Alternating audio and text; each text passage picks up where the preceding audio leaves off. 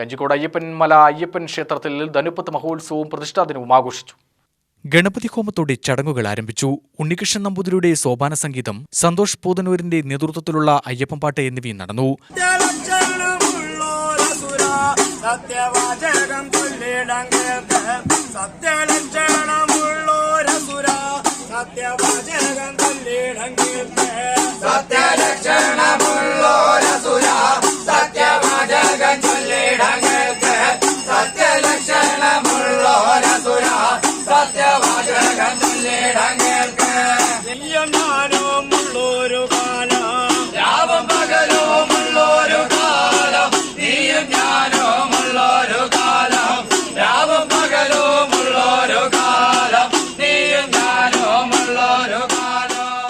അന്നദാനത്തിൽ നിരവധി പേർ പങ്കെടുത്തു. ക്ഷേത്രം ഭാരവാഹികളായ ബാബു, ഗുരുവായൂരപ്പൻ, വിനോദ്, ശശികുമാർ, സുധീഷ് എന്നിവർ നേതൃത്വം നൽകി.